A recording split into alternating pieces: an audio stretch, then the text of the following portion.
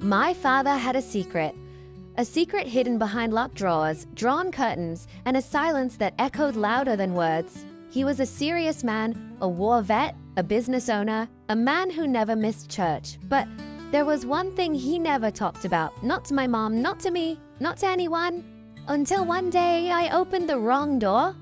Growing up, my dad's office was off limits. He always told me, "Don't go in there, it's for work." But something didn't sit right with me about that. He wasn't even working from home. So why did he need an office that I could never step foot in? I'd heard him whispering on the phone about business matters, but never actually saw him doing anything related to it. It was an old-fashioned kind of secrecy. I never asked questions because it was clear that something wasn't meant to be seen. But that all changed when I turned 17.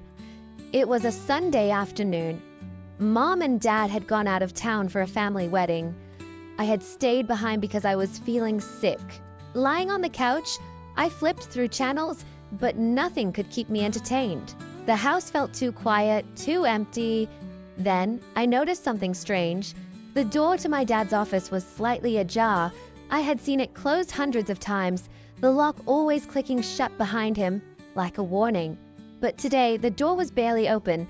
I hesitated, wondering if I was breaking some unspoken rule, but my curiosity won. I pushed the door open slowly, and that's when everything changed. The room was nothing like I had imagined. It wasn't a home office at all. It was a museum, a shrine. Glass cases covered the walls, each filled with intricately designed anime figurines. Some were delicate, others fierce.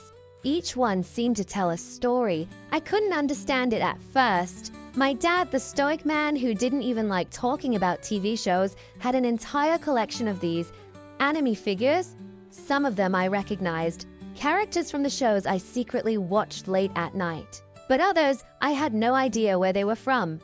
Some were beautifully detailed, each one a work of art. They weren't just toys, they were treasures. In the corner, I saw one that looked familiar. It was a character from Sailor Moon, a show I used to watch when I was younger. I chuckled under my breath.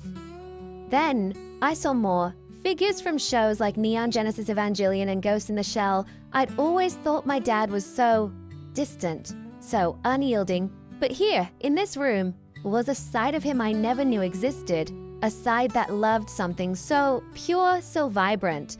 The figures were his escape, a place where he could indulge in a different world, away from the pressures of being a man who had to be tough all the time. I stared for what felt like hours, studying each piece in silence. There was one figure, a rare limited edition model from Akira, that caught my eye. I could tell it was priceless.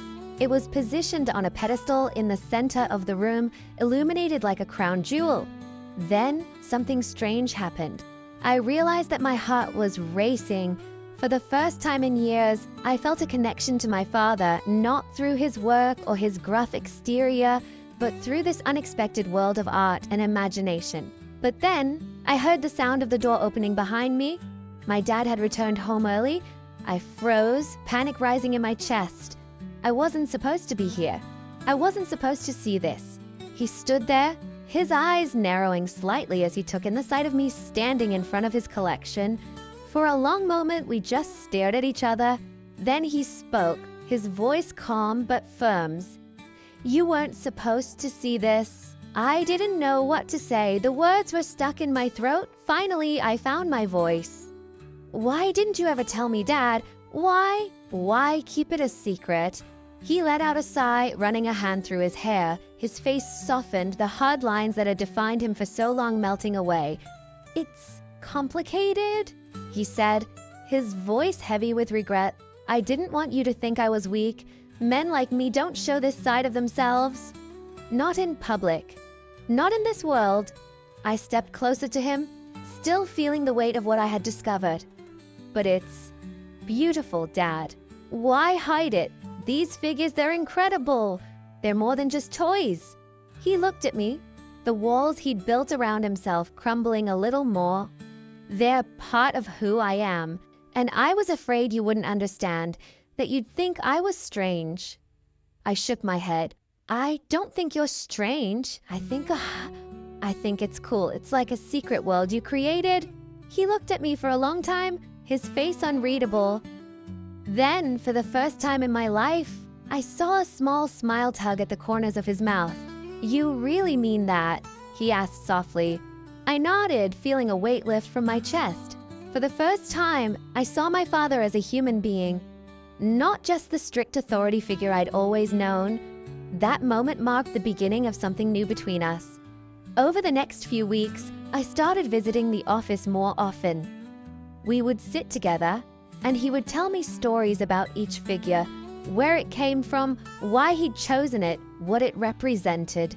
Some were reminders of his youth, others were reflections of the battles he'd fought in life. We never really talked about his secret again, but in a way, it didn't need to be said. I understood him better now. We had found a way to bridge the gap between us. Years later, my dad passed away unexpectedly. I inherited his office, and as I walked into that room, I realized something. The figures weren't just his collection, they were a map of his life, his joys, his pains, and the hidden parts of himself that he could never express in the outside world. I kept the collection intact, preserving the memory of the man who had taught me that sometimes it's okay to have secrets, to have a passion that others might not understand, because in the end, those passions make us who we are. I've started my own collection now, a mix of his figures and some of my own. And every time I look at them, I think of him, not as the hard man I thought I knew, but as someone who found peace in something as simple as a figurine. The legacy of my father's secret collection isn't just in the figures themselves. It's in the quiet understanding that we can all have a place in this world where we can be ourselves, no matter how strange or unexpected it might seem.